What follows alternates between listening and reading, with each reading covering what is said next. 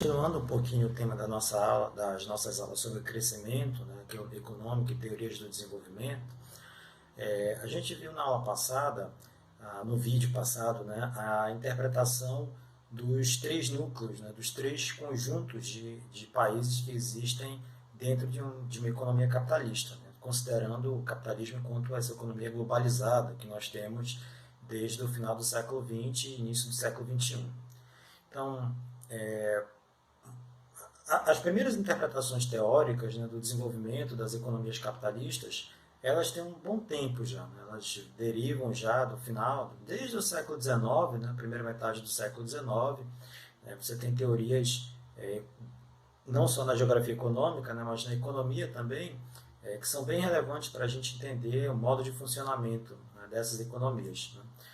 Uma das primeiras teorias que são pensadas para explicar, né, essa diferença, essa desigualdade de existência entre os países, né, é uma interpretação derivada diretamente da economia clássica, né, da economia chamada clássica, né, muito ligada a autores de caráter liberal do século XIX, o Adam Smith, mas especificamente nesse caso aí o Davi Ricardo, é, que é um autor liberal, né, que tem uma importância muito grande para a geografia econômica, né, porque ela é uma teoria econômica, mas é uma teoria econômica que faz muito uso da noção de espaço, né, para entender a desigualdade entre as diferentes economias, né. Na verdade, não é bem desigualdade. Né, o Davi Ricardo não está muito preocupado com desigualdade, né, muito mais com a diferença. Né.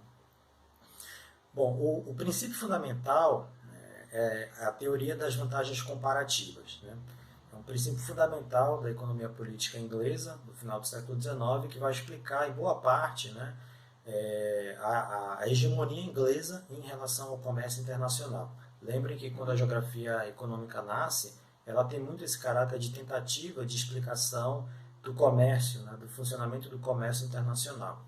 Então, para a gente entender um pouco isso, é preciso entender o contexto, né, em que essa teoria surge. O Davi Ricardo é um economista inglês, a Inglaterra é a principal potência capitalista imperial, né, no final do século XIX, e foi o primeiro país do mundo que passou por uma revolução industrial. Né. Desde lá 1750, você já tem ali a emergência, né, de uma revolução que, que a gente chama hoje de revolução industrial, né, o aprimoramento de técnicas da manufatura, do aumento da produtividade, do uso de conhecimentos técnicos aplicados, né, a essa manufatura, que depois vai se transformar na indústria moderna, né? Não como a gente conhece hoje, mas no patamar do século XVIII. Bom, o Davi Ricardo ele tenta interpretar as diferenças entre os países no comércio internacional a partir de uma ideia geral que ele chama de teoria das vantagens comparativas. Né? O que é isso? Né? Um princípio básico, né, do comércio internacional. Bom, comércio significa o quê? Trocas. Né? São trocas que as pessoas fazem, né, que os países fazem, produtos, em geral, né, bens transacionáveis, né, comercializáveis no mercado internacional.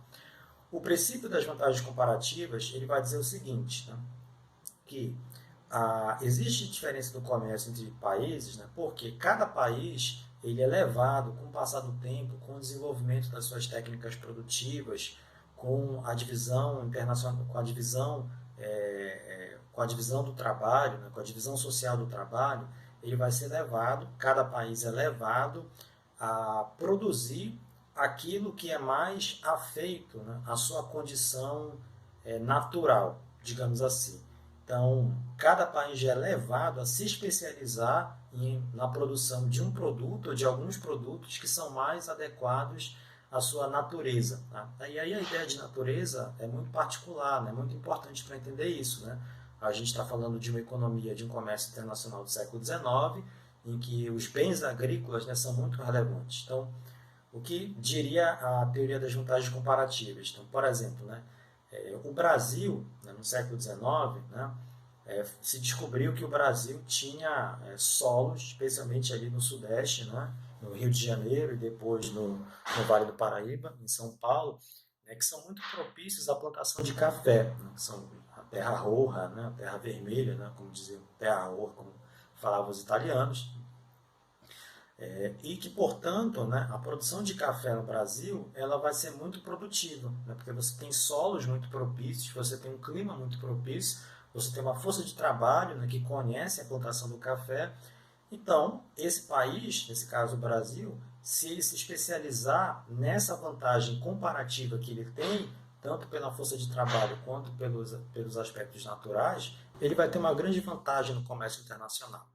E assim, os outros países se especializam. Assim como as pessoas se especializam em algumas coisas, os países devem se especializar. Então, o Brasil vai ser um grande produtor de café, a Amazônia vai ser uma grande produtora de borracha, os Estados Unidos vão ser um grande produtor de algodão, enfim. Então, cada país vai adotar a sua vantagem comparativa específica, né? E a Inglaterra, né, a vantagem comparativa da Inglaterra, na visão do Davi Ricardo, é que a Inglaterra ela foi o primeiro país a se modernizar do ponto de vista industrial, e ela então tem uma vocação natural, nas palavras do Davi Ricardo, né, a ofertar bens manufaturados, né, bens da maquinofatura, bens industriais para o mundo. Então, a interpretação do Davi Ricardo é que essa diferenciação do comércio internacional é quase como se fosse uma condição natural, tá, com o passar do tempo e a evolução dos sistemas econômicos nacionais, né, que vai levar a essa diferença do comércio internacional. Né? Bom, essa é uma explicação. Né? Agora, claro, é importante entender que o Davi Ricardo é um inglês que está defendendo, claro, que a Inglaterra seja a única, ou uma das únicas produtoras de bens, de bens manufaturados industriais no mundo, enquanto a maioria dos países do mundo vai se especializar em vocações agrícolas, né? Já que a Inglaterra, por ter essa vocação industrial, ela não vai o quê? Não vai precisar plantar, ela não vai precisar produzir bens agrícolas, né? Então ela vai comprar no mercado internacional toda a produção que ela necessitar, né? Toda a produção que a sua sociedade necessitar para a manutenção da sua sobrevivência. Sendo que a gente sabe que bens industriais, né, eles tendem a ter valor e preço maior no mercado do que bens agrícolas. Então isso dá essa vantagem, essa ideia da vantagem comparativa, ela não está desassociada, ela é uma teoria importante, mas ela não está desassociada, né, de um conjunto de valores e de ideias de hegemonia inglesa no final do século XIX, né, que vai permear boa parte, né, dos estudos de economia política, dos estudos de geografia econômica até o final do século XIX, início do século XX. Né? Bom, eu vou passar para vocês, né, a partir dessas duas apresentações, né, que eu estou enviando essa semana, né, dois PowerPoints montados, destrinchando um pouco mais esses elementos. Né? O primeiro que a gente falou sobre a diferença, o conjunto de países, considerando países periféricos, semiperiféricos e países centrais do capitalismo global, e um segundo conjunto de slides sobre a teoria das vantagens comparativas. Né? E aí nas próximas aulas, né, a gente continua com outros temas relacionados com outras teorias do desenvolvimento associadas à geografia econômica. Né?